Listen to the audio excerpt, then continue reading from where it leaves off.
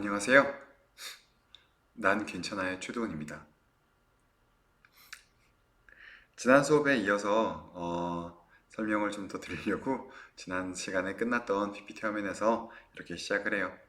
어, 선생님의 소개를 하며 중간중간 작품들을 보며 여러분들에게 해주고 싶은 얘기가 있었는데 그 얘기들을 다 하면 너무 길어질 것 같아서 자르기로 했어요. 음, 오늘 선생님이 여러분들에게 할 이야기는 선생님이 생각하는 어떤 미술에 대한 철학, 그 다음 앞으로 선생님이 수업을 하면서 어떤 것들을 중요시 할지에 대한 얘기를 많이 할 것 같아요. 그리고 더불어 그 내용들을 통해 현대 미술의 큰 흐름을 이해하는데도 굉장히 많은 도움을 드릴 내용들이 있으니까 앞에 시간까지는 조금 그냥 웃고 즐기는 시간이었다면 이번 시간부터는 앞으로의 수행평가, 수업에 관련된 내용이라고 생각하고 조금만 집중해서 들어주면 좋을 것 같아요. 자, 그럼 시작할게요. 자, 지난 시간에 봤던 그림이에요. 어, 잘 그렸나요? 물론 선생님이 수업 때 굉장히 많은 시간과 노력을 들여서 그리고 굉장히 오랜 수련을 통해 저만큼의 소묘, 대생을 할 수 있었던 거긴 해요. 선생님 봐도 그냥 그래, 뭐 열심히 했구만 싶은 작품이긴 하지만 저 작품이 저에게 소중한 작품이거나 최동훈을 대표할 작품이라고 말할 수는 없을 것 같아요. 자, 그럼 이 작품은 어떨까요? 지난 시간에도 한번 보여줬던 작품인데, 자, 우리 조동훈 씨 선생님이 어, 스스로의 얼굴을 거울을 보고 만들었던 그때 만들 당시에 이제 그 대학교 4학년 최동훈 학생이네요. 어때요? 같이 놓고 보니까 좀 닮았나요? 선생님은 좀 재수없게 얘기할게요. 선생님은 미적 재능이 없지 않았어요. 어떠한 사물을 보고 똑같이 따라서 옮기는데 굉장히 능숙했고 노력해서 그걸 얻을 만큼의 표현력을 가지고 있었어요. 그래서 선생님은 대학교 3학년 때까지 계속 거의 4학년 때까지 계속 이렇게 나 잘 만들어 나 잘 그려를 뽐냈던 것 같아요. 근데 지나고 보면 그 작품들 저렇게 뽐냈던 작품들이 하나도 제 마음에 남지 않더라고요. 아마 누구의 마음에도 남지 않았을 것 같아요. 선생님의 작가 최도원의 초기 작품과 후기 작품, 졸업 이후의 작품 몇 가지를 보면서 설명을 좀 더 해볼게요. 이건 선생님의 자소상 연작이에요. 음, 이게 아까 앞에 있었던 사진인데 어, 선생님의 얼굴을 똑같이 옮겨왔는데 제목은 미화 자소상이에요. 많은 친구들이 야, 너보다 눈이 크고 코가 높아. 네가 아니야, 이건. 네 눈에 이렇게 보이는 모양인데 너보다 얘가 잘생겼어 라며 핀잔을 줬습니다. 저는 주변 사람의 이야기를 빨리 수긍하는 편이에요. 그래, 알겠어. 내 눈에 잘생겨 보이는 거 어떡해. 내 희망사항이다 라고 이야기를 하고 이 작품의 이름을 미화사상이라고 지었어요. 콧대가 높죠. 음, 지금도 이제 저희 이제 고향 집에 있는데 가끔 한 번씩 보고 이제 잘했다 라는 생각은 들어요. 자, 그 다음 옆에 있던 작품은 이거예요. 아, 좀 부담스럽죠? 이 작품의 이름은 본질 자소상이에요. 선생님의 내면을 표현하기 위해 노력했다라고 해서 그렇게 이름 지었어요. 어, 이제 한쪽 면은 이제 온화한 면들, 그다음 저쪽 면으로는 굉장히 약간 그 무섭고 이 뼈와 근육과 이 살 안쪽에 있는 어떤 근본적인 것들이 이제 밖으로 드러난 모습인데 중요한 건 저 뼈와 근육이 아니라 저 끝에 보이는 저 눈빛이에요.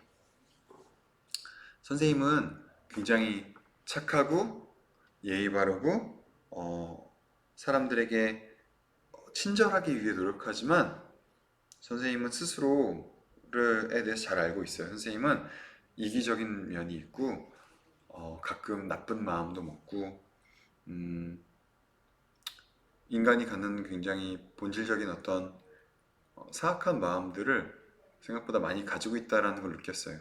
저는 평생 그러한 사악함과 싸워가며 착해지기 위한 노력을 해 나가고 싶다라고 생각하고 살고 있어요. 그런 걸 표현하고 싶었어요. 선생님은 항상 이렇게 웃고 있는 모습으로 상대방들을 대하지만 그 안쪽에 선생님이 갖고 있는 어떤 내면의 어떤 추악함, 상대방을 깔보는 듯한 모습을 표현하고 싶었던 거죠. 나름 의미를 담았지만 이 작품 역시 너무 그냥 나 잘 만들어를 뽐냈던 작품들이었던 것 같아요. 선생님의 후기 작품을 하나 보여줄게요. 어떤가요? 음, 선생님은 이 일체와 사람이 하는 감정에 굉장히 집중을 했던 작품인데 선생님이 정말 힘들었을 때였어요. 5년 가까이 사귀었던 많이 많이 좋아했던 많이 사랑했던 친구와 이별을 하고 정말 한동안 아무 이유 없이 눈에서 눈물이 흐르던 시기였던 것 같아요. 그 당시에 이제 전시회를 다 같이 하자라고 약속이 돼 있었던 상황이었고 그 슬픔을 딛고 흙 앞에 앉았는데 어, 선생님이 표현할 수 있는 건 그 내면에 넘쳐나는 그 슬픔 뿐이었던 것 같아요. 그래서 어떻게 표현할까라고 고민하다가 이제 눈물 오히려 이 저 흐르는 눈물에 비해 눈은 너무 안 슬퍼 보여서 더 슬픈 역설적인 모습을 담고 싶었는데요. 음, 저렇게 섬세하고 잘 만들지 잘 섬세하고 아주 이 묘사적으로 디테일한 작품은 아니지만 선생님은 이 작품이 항상 지금도 좋아요. 이와 비슷한 두 번째 작품이 바로 이 작품이에요. 그룹 전시 이제 같이 올렸던 때인데 이 작품은 이제 이 밑에 이제 차가운 아스팔트를 이제 혀로 핥고 있는 모습인데 이때는 선생님이 어떤 금전적으로 그다음 관계에서 또 어떤 직장에서 되게 여러 가지 힘들고 아픈 일이 있었어요.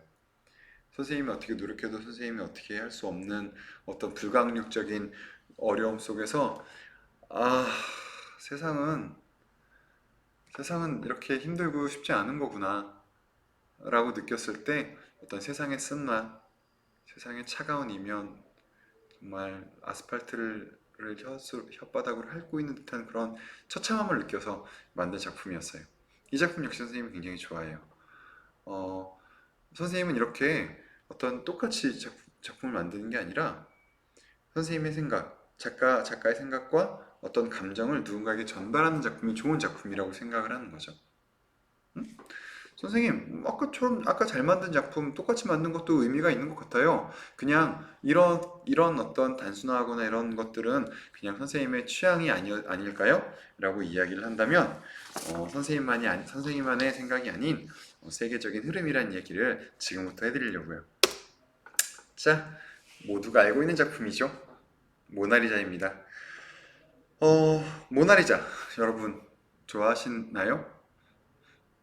모나리자는 역사적으로 굉장히 중요한 작품이에요.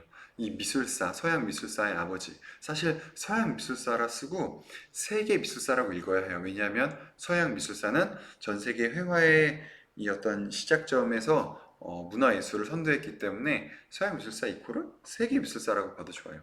세계 미술사, 이 지구상에 존재하는 모든 회화라고 좀 과장을 할게요. 회화의 아버지와 같은 존재예요. 이 모나리자가 존재했기 때문에 그 뒤에 수많은 작품들이 이제 발전할 수 있었다고 이야기를 해요. 그렇다면 모나리자를 집에 벽에 걸어놓고 싶냐? 선생님은 그 벽에 걸고 싶은 생각이 별로 없어요. 이거랑 비교해 볼까요? 이것도 유명한 작품이죠. 마네의 우산을 쓴 여인. 후기 인상파 작품이죠. 인상파 짧게 설명해 볼까요? 사실 있는 그대로 묘사를 하는 게 아니라 시시각각 변하는 햇볕과 이 상황과 순간에 의해서 우리 눈에 들어오는 어떤 이미지가 그때그때 느낌이 다르다는 거죠. 아침 햇살에 봤던 새싹과 노을빛에 본 새싹의 색과 느낌이 다르듯 그런 순간의 인생을 잡자라고 해서 나온 게 이제 후기 인상파고 후기 인상파의 거장인 마네의 작품이에요. 저는 이 작품이 너무 좋아요. 둘 중에 하나를 고르라면 저는 후자를 선택할 것 같아요. 그럼 좀 더 못 그린 그림, 좀 더 섬세하지 않은 그림을 볼까요? 선생님 좀 옆으로 비켜야겠다. 자, 누군지 아시겠죠? 피카소의 그림입니다. 선생님은 사실 피카소를 예전에는 뭐야 이게 나도 그릴 것 같아 라고 생각했던 적이 있어요. 하지만 유럽 여행에 가서 게르니카를 시작으로 수많은 피카소의 작품들 앞에 섰을 때 피카소의 작품은 그냥 대충 쉽게 그린 작품이 아니라 어, 정말 전달하고자 하는 바의 핵심을 뽑아서 엑기스만 전달하고자 했던 철학적인 어떤 사유와 고민이 담겨 있는 그림이라는 걸 알게 됐어요. 내가 눈에 보이는 걸 똑같이 그리는 것이 아니라 내가 저 대상에서 느낀 감정, 내가 바라보고 있는 관점에서의 형태를 내가 재해석해서 표현하겠다. 그래서 이 굉장히 다양한 시도를 한 화가죠. 이 세 작품 중에 어떤 그림이 더 좋으냐? 물론 이건 취향의 문제일 수 있어요. 하지만 세계적인 흐름은 모나리자 똑같이 그리는 거 어렵지 않습니다. 모나리자? 전 집에 걸고 싶지 않아요. 이 나머지 두 개 중에 하나를 저희 벽에 집에 걸어대면 저는 피카소를 걸고 싶어요. 음, 똑같이 재현하는 것이 얼마나 의미가 있느냐라는 시대 흐름에 맞춰서 미술이 추구하는 바가 바뀌고 있다는 거. 자, 다음 조각도 한번 볼까요? 선생님이 정말 유럽 여행 가서 심장이 멎도록 좋아했던 작가예요. 베르닌이라는 이탈리아 작가인데 선생님은 굉장히 섬세한 작품을 좋아하던 그 대학 시절에 이탈리아에 가서 저 작품을 보고 와, 씨, 내 유학 와야겠다 그런 생각을 했어요. 하지만 저 작품을 보고 있으면 정말 마치 살아 숨쉴 것 같은 느낌. 정말 힘줄들이 막 묘사되어 있고 막 옆에서 눈동자와 그 표정을 보면 마치 말할 것 같은 정도로 생동감을 가지고 있어요. 하지만 미안하게도 유럽 여행이 끝난 이후에 베르니 작품을 보러 또 이탈리아 가고 싶진 않았어요. 잘 만든 작품 끝. 그렇다면 이 작품은 어떨까요? 똑같은 조각 작품이에요. 음, 현대 조각의 이제 거장으로 불리우는 제프 쿤스의 볼룬독, 굳이 영어로 이걸 쓰나 모르겠어요. 개풍선, 풍선개. 어감이 많이 다르죠? 풍선개라는 작품인데, 이거는 이제 서울 전시 사진인데 선생님은 저 작품을 뉴욕에서 현대미술관에서 봤는데, 정말 너무 예뻐요. 너무 예뻐요. 선생님 보고 만들려면 만들 수 있을 것 같아요. 시간 들여서 할 수 있어요. 하지만 저걸 만들었다는 생각 자체를 전 못했어요. 풍선을 똑같이 이 단단한 철로 만들어내서 코팅을 한다? 정말 마치 만지면 막 말랑말랑할 것 같은 저 느낌의 저 아름다운 색감의 형태의 작품을 보고 있으면 마음이 흐뭇해지는 그런 매력이 있어요. 어느 작품이 더 좋은 작품이냐를 판가름하는 게 아니에요. 적어도 저는 둘 중에 하나를 집에 갖다 저희 책상 위에 올려놓으라면 작게 만들어서 저는 우리 이 말랑말랑 우르르 강아지를 갖다 놓을 것 같아요. 즉 여러분들이 생각하는 똑같이 그리고 섬세하게 그리고 잘 그리는 것에 대한 기준이 현대 미술에서 엄밀히 따지면 동시대 미술, 현대 미술 다음에 이제 사조인데요. 동시대 미술 사조에 전혀 부합하지 않는다는 거예요. 잘 그린 건 그냥 잘 그리는 것 뿐이에요. 미술의 핵심은 내가 전달하고자 하는 바를 얼마나 효과적으로 잘 전달할 수 있느냐가 가장 중요해요. 그래서 작가는 작품을 통해 관객과 소통하고 마음과 생각을 나눌 수 있는 작가가 좋은 작가인 것 같아요. 이런 관점에서 선생님이 정말 정말 좋아하는 작가 한 명 소개할게요. 작품으로 먼저 소개를 시작해 볼까요? 선생님 정말 좋아하는 작가인데 요즘 교과서에 심심치 않게 등장해서 중학교 교과서에 있나 없나 잘 모르겠어요. 혹시 알고 있는 분이 있나요? 곤잘레스 토레스라는 쿠바 작가의 작품이에요. 이 작품의 이름은 Portrait of Rose라는 로스는 이 작가의 연인이었어요. 사랑하는 연인의 포트레이트, 초상화. 이게 초상화래요. 뭐지? 사진작품인가? 조형물인가? 아니에요. 이거 그냥 사탕이에요. 사탕은 그냥 막 쏟아 부어놓은 거예요.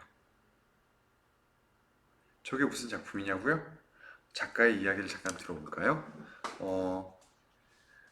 이 작품을 만든 시기는 이 작가 곤잘레스가 사랑하는 연인 로스를 죽음으로 떠나보낸 이후에 그 슬픔을 이기기 위해 추모하기 위해 만든 작품이에요. 이 사탕은 생전에 로스가 좋아했던 사탕이었다고 하고, 로스는 저 달콤한 로스가 아니라 이 작가 곤잘레스는 저 달콤한 사탕을 먹으며 로스를 추억하다가 문득 로스는 나에게 달콤한 사탕과도 같았지 라는 생각으로 이 작품을 구상해서 저 사탕을 이제 사서 모아요. 얼만큼? 로스에 살았을 때 몸무게만큼 75kg인가 그랬던 것 같아요. 75kg의 사탕을 갖다가 전시장에 부어놔요. 그 다음 관객들에게 부탁합니다. 저와 로스와의 추억을 함께 해주세요. 즉 사탕을 하나하나 집어서 먹으며 관객들은 이 작품을 감상하는 거예요. 그렇게 수많은 관객에 의해서 저 사탕이 하나 둘 없어지며 점점점 로스의 실제적인 무게는 가벼워져 종국에 없어지게 돼요. 그 사탕을 먹은 관객들은 이 두 사람의 사랑의 달콤함을 이제 기억하고 추억하며 함께 이 작품의 완성을 해나가는 그러한 의도를 가진 작품이었어요. 저는 이 작품을 보고 한동안 가슴이 먹먹해졌어요. 정말 이렇게 누군가를 추억할 수 있고 또 이렇게 누군가에게 내 감정을 전달할 수 있구나라고 생각했어요. 저는 이 작품을 굉장히 좋은 작품이라고 생각해요. 잘 묘사했느냐, 잘 그렸느냐, 잘 만들었느냐와는 또 다른 문제이겠죠. 그러면 우리 곤잘레스의 작품 하나만 더 설명하고 끝낼게요.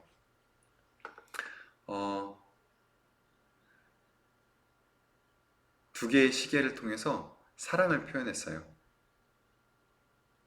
이 작품에 대한 설명은 해당 작품에 대한 비평가의 짧은 글을 읽어줄게요.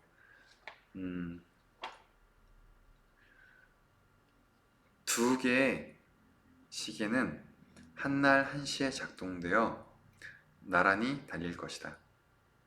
그러다 두 시계 중 하나는 느려질 것이다. 초가, 분이, 시간이 점점 어긋나기 시작한다. 조금씩 멀어진다.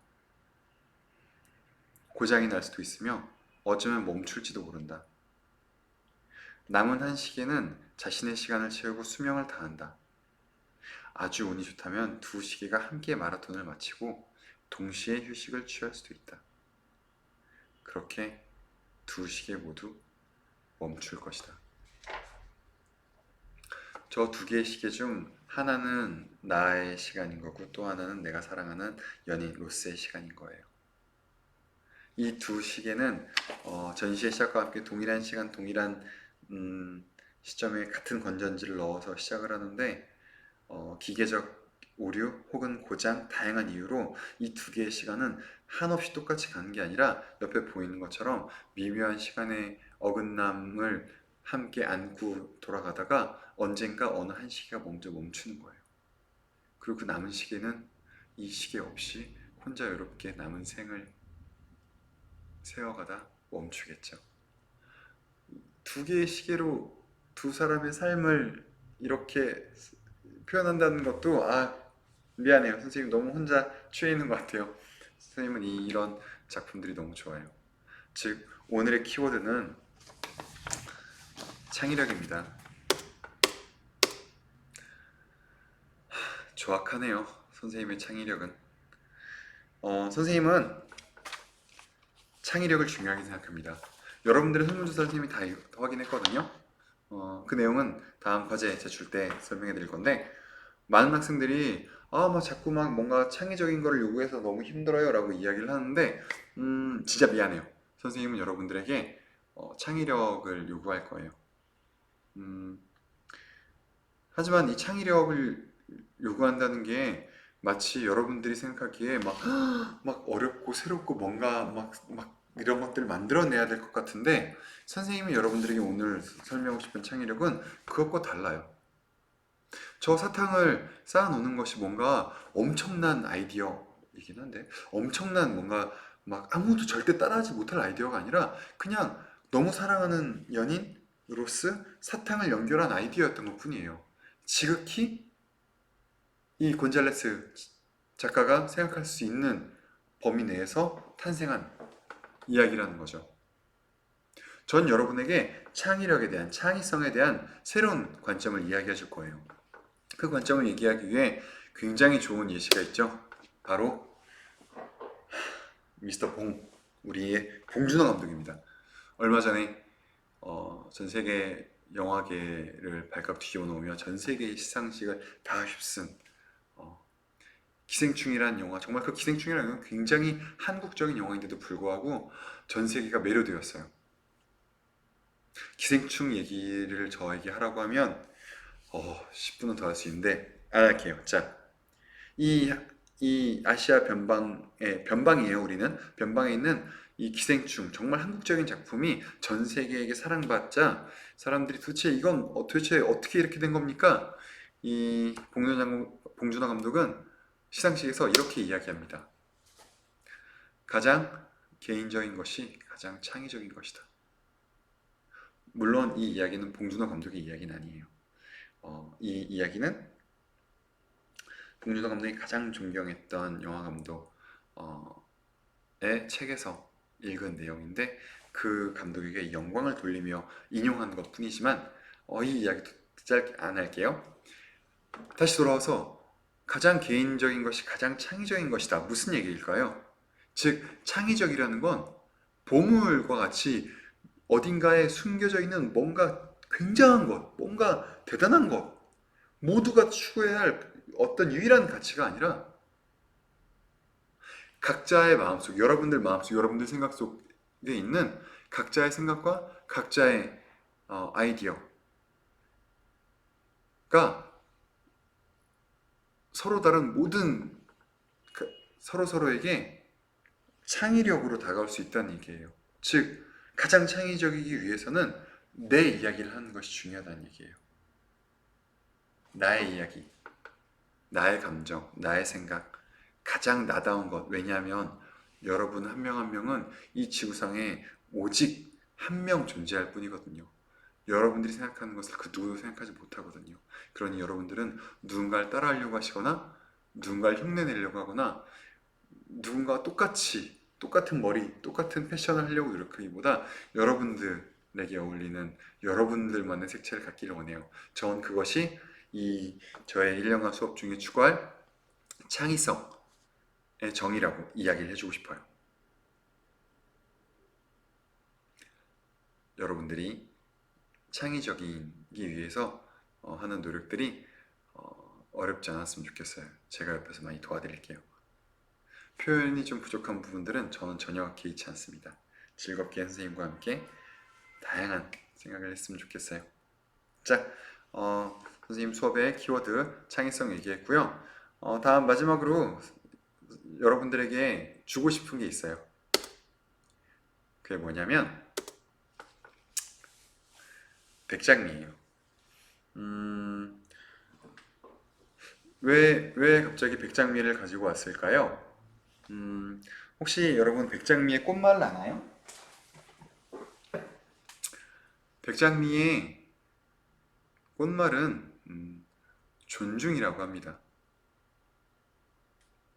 저는 올해 1년 동안 여러분들과 함께 생활하면서 여러분들에게 이 백장미와 함께 존중을 드리고 싶어요.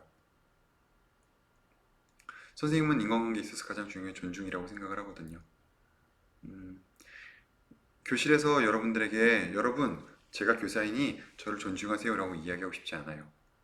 제가 여러분들에게 먼저 존중을 보여드릴 생각입니다. 그리고 여러분들이 저에게 받은 존중만큼 그 존중이 다가왔다면 저에게 그 존중을 돌려주시기를 부탁을 드릴게요. 선생님이 이렇게 사진으로 준비하니까 선생님 너무 성의가 없는 거 아니에요? 라고 생각할 것 같아서 선생님이 재밌는 걸 보여줄게요. 자, 아씨, 손이 더 나가야 되는데. 자, 사실은 이 컴퓨터 그래픽으로 이제 약간 그 화면 편집 마술사처럼 여기 화면에서 쏙 빼가지고 이렇게 주려고 했는데 미안해요. 제 기술이 몇 번 연습해봤는데 안 되더라고요. 어제 선생님이 저쪽 등촌역 근처에 있는 꽃가게에서 부탁해서 받아온 백장미입니다. 이 백장미 미술실에 걸어놓고 여러분들을 존중하는 마음 잊지 않고 1년 동안 생활할게요. 한 명 한 명 모두에게 저의 존중을 드리면서 1년간의 수업 즐겁게 해나가기를 부탁을 할게요. 과제에 대한 안내 드리기로 했어요. 금요일날 굉장히 짧은 영상, 과제 제출, 과제를 어떻게 해와야 되는지 하는 영상 짧게 업로드할 생각이니까요. 대신에 지금 수업이 제가 지금 좀 몰아서 올려서 지금 뭐 이번 주 다 들어야 되니 아니에요. 다음 주 수업인데 미리 올리는 겁니다. 천천히 들으시고요. 제가 각 차시별로 앞에 숫자 넣어둘 테니까 여유 있게 주말 통해서 들어주셔도 좋을 것 같아요. 선생님이 설명이 너무 길었던 것 같습니다. 내일부터 연휴인데 즐거운 시간 보내시고 금요일날 영상으로 다시 만나 봬요. 그럼 안녕.